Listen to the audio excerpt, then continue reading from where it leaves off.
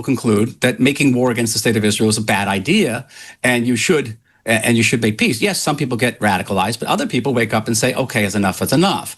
Now, if you have different evidence that you can adduce, I'd like to hear it, but that's the truth. Now, I want to go back to the question. What do you do?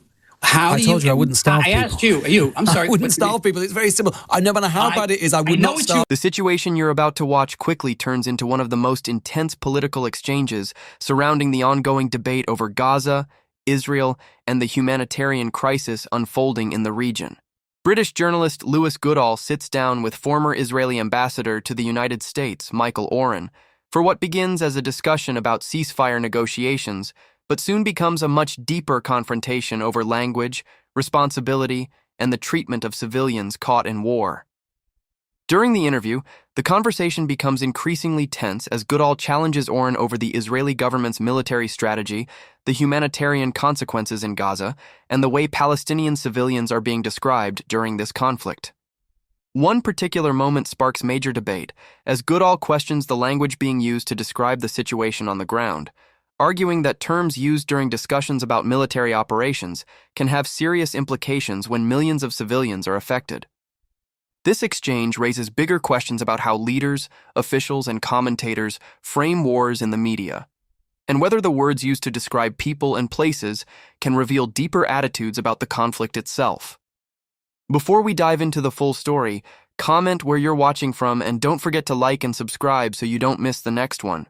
Now let's watch this heated exchange unfold, and later I'll break down the key moments, the arguments made by both sides, and why this conversation has sparked such a strong reaction. We're speaking to a former Israeli ambassador to the United States, and indeed we've got him on the line now. Michael Oren, who was Israel's ambassador to the US from 2009-13, also a former deputy prime minister in the Prime Minister's office. Michael Oren, thanks so much for joining us this morning on the show. Let's just turn to your old patch, in a way, the United States. Obviously, we saw the Israeli Prime Minister Benjamin Netanyahu in Washington this week. There was a lot of talk and hope. President Trump expressed this himself, that there may be finally a deal for a renewed ceasefire. Hasn't happened. Were you disappointed by that as well? Yeah, I was disappointed. I think everyone was kind of disappointed. A poll came out in Israel this week that said that 74% of Israelis think that we should end the war, even if it means that Hamas comes out of the tunnels and declares victory. The important thing is to get the hostages back. And you should be very frankly, the army is very tired. This is an army that's been fighting for well over 500 days straight. And these are not, for the most part, not kids. These are our family members, reservists. People have businesses. It's too much. We're at a sort of a breaking point. So yes, there was a hope that a ceasefire would be reached, but it wasn't. And the question is, what's next? What appears to be next, and again, I stress I'm not a spokesman for the Israeli government, is a plan to move the bulk of the Palestinian population into the southern part of the Gaza Strip, where aid centers will be open, and that will clear up the northern part of the Gaza Strip for the Israeli army to go in and finish off Hamas. It appears, and I say this, guardedly, it appears that President Trump and his administration is on board with this. So you think that President Trump is going to abandon any effort to try and secure that deal in favor of this renewed offensive in northern Gaza? Well, maybe he'll try to achieve it after the renewed offensive is concluded. As we're speaking, the Israeli Air Force is striking northern Gaza very, very severely today. So it maybe he's just going to wait till Hamas gets another severe blow and then comes back to the negotiating table, perhaps more flexible. That could be a hope. But what I'm told, and again, this is a very unofficial source, but my sources in Washington and the Republican Party tell me that the President Trump has never abandoned his idea of transforming the Gaza Strip into type of a Mediterranean Riviera. He's still committed to that, you think? That type of vision is predicated on, first of all, ridding Gaza, or certainly the northern part of Gaza, of Hamas, and clearing out the debris and clearing out the estimated 30,000 unexploded munitions that are in the air. Very, very dangerous. But at what cost? I mean, already even in the last day or so, 10 people, including at least 6 children, being killed in an Israeli airstrike on a water distribution center in Gaza, according to emergency officials in the UN. We have to stress the emergency officials in the UN get their statistics from Hamas, so it's according to Hamas. Well, okay, you cannot deny the appalling humanitarian cost on the Gaza population. I cannot in any way. And the question is, you could say it would end in a second if Hamas would give up, but Hamas is not going to give up, is it? Hamas has suggested that it does want to have a ceasefire, and it is the Israeli government, as you know, that as you've yourself acknowledged, they don't want a ceasefire right now. They want the offensive to continue. They want a certain type of ceasefire. Let's be careful about this, okay? Nothing is black and white. Israeli government so far, not a spokesman for it. Not a spokesman for it. The Israeli government says, okay, we'll agree to a 60-day ceasefire, an extended ceasefire. But at the end of that ceasefire, Hamas can't declare victory, and we have to have the ability to continue the fight against Hamas. Hamas says, no, the 60-day ceasefire has to be permanent, and the Israeli army has to withdraw from all of Gaza. So basically, we go back to the situation that existed prior to October 7th, 2023. And Hamas has said repeatedly, and I stress this repeatedly, says that they will mount 20 or 1,000 October 7th until Israel is destroyed. So there you have the rub, and it's a huge rub. This week. And it's immensely traumatic and agonizing. But the bottom line is you're dealing with a terrorist organization. This week. This week, we heard a plan, which you already alluded to, from the Israeli Defense Minister, Israel Katz, which explicitly says that he wanted to ask the IDF to build what he says is a humanitarian city, what many observers call camps on the ruins of Rafah, a city itself already destroyed by the IDF, where he wants to forcibly move 600,000 people and eventually the entire population of the Gaza Strip. That would be a war crime, wouldn't it? Not a war crime. I'm not a jurist, but I tell you that it does cohere with Donald Trump's vision of the future of Gaza. Well, in which case, Donald Trump would be accessory to a war crime. Well, you're going to have to make that judgment. I'm not. Well, I mean, let me tell you, under Article 49 of the Fourth Geneva Convention of 1949, quotes, individual or mass forcible transfers of protected persons from an occupied territory are prohibited regardless of their motive. It is very, very clear it would be a war crime. Well, then you go to court with it. But I'm telling you, this is what's happening all right, then. in the field. I mean, I'm not here to make a judicial judgment. I'm telling you what's happening. And what's happening is, yes, the Israeli army has cleared out about 65% of the Gaza Strip. That program that Israel Katz is talking about, the defense minister would require 75%. So another 10% had to have to be cleared out. And then, the ball would be, if Hamas agreed to the ceasefire, then the ball would be in the president's court. Mr. Oren, I mean, I understand. I know you're not representing the Israeli government and so on, but just the terms you're using, talking about clearing out the debris for the Riviera and so on. I mean, we're talking about 2 million people here. Can you understand that the way that we talk about these things? It sounds like we're rather indifferent to these people. Not indifferent to these people, but we are in a war. But there are rules to war. But there are rules to war, and Israel is repeatedly violating those rules. That plan, as I've just said, would clearly violate international law, international customary law, and the Geneva Convention. Well, maybe you're a jurist, but I'm not. But I can tell you this: as an historian, you got to let me finish, okay? You did invite me on your show.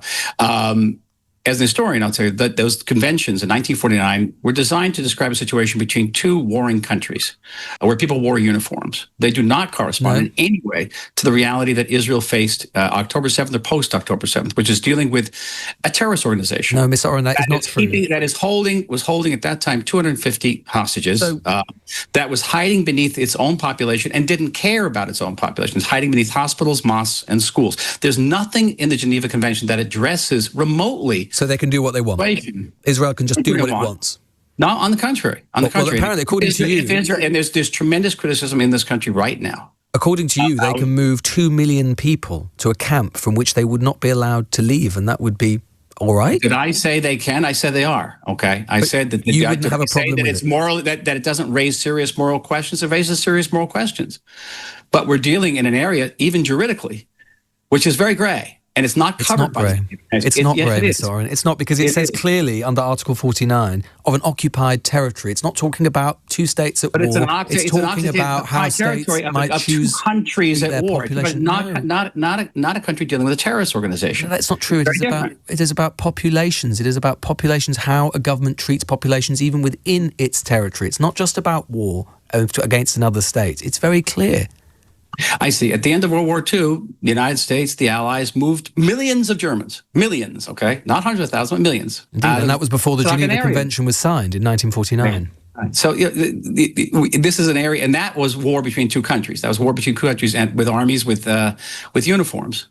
We're dealing with a juridical area that actually has no precedent, and certainly even in military terms has no precedence, because we're dealing with an army with an enemy here that not only hides behind a civilian population, it hides under the actual landscape of Gaza. 500 kilometers of terrorist tunnels.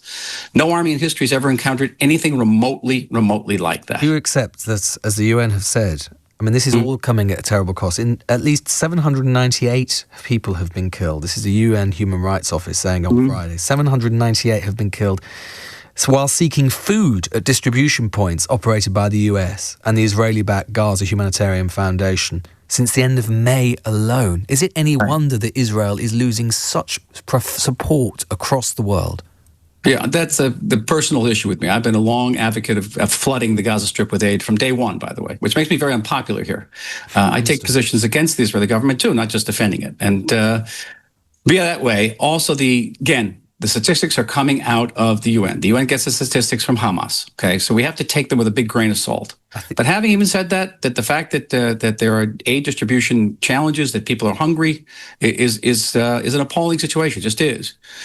We also know that Hamas has been killing people trying to seek aid. Hamas has been killing and kidnapping people who've been distributing aid, because Hamas, under the UN aid distribution, got 60% of the aid stolen, and that creates another situation not addressed. And I stress not addressed in any way by any of these Geneva Conventions. It's just not there. You wouldn't deny, though, that it is deeply, at the very least, let's leave aside the legal question. Right. It is deeply, deeply morally problematic that Israel has been using aid and lack of food as a weapon in this, they tell us it's not a war, in this war.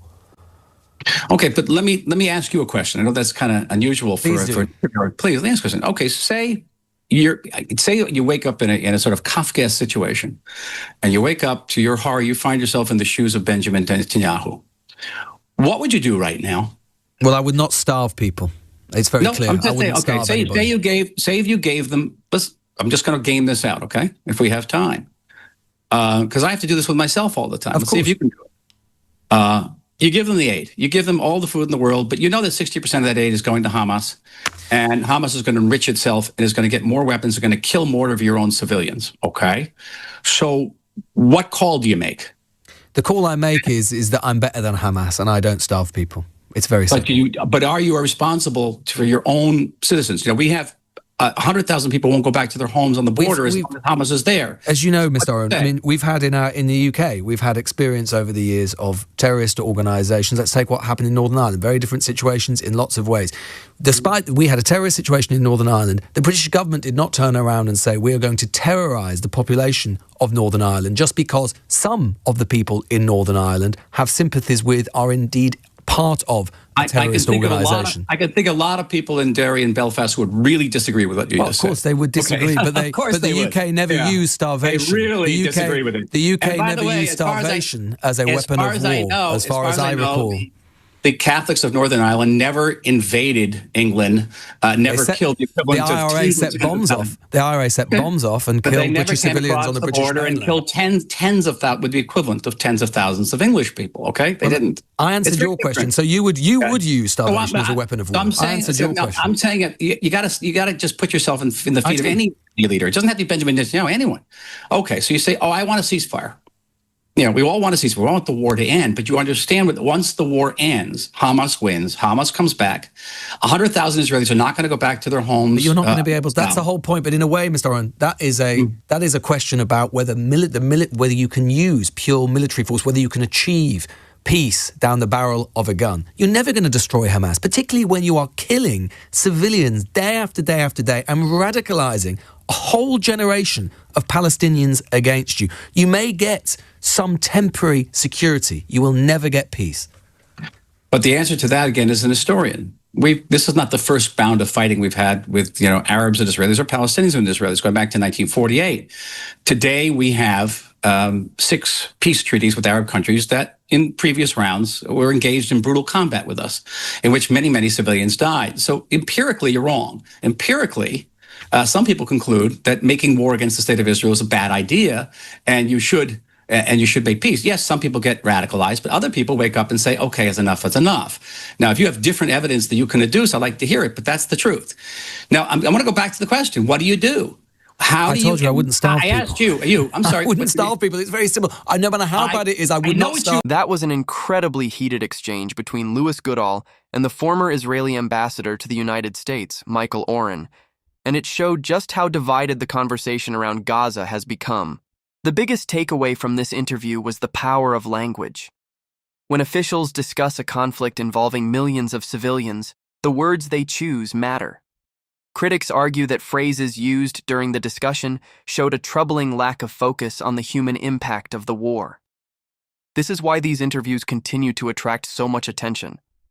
As international criticism grows, more voices are entering the media to defend their positions, but many viewers are questioning whether those explanations are convincing or creating even more controversy.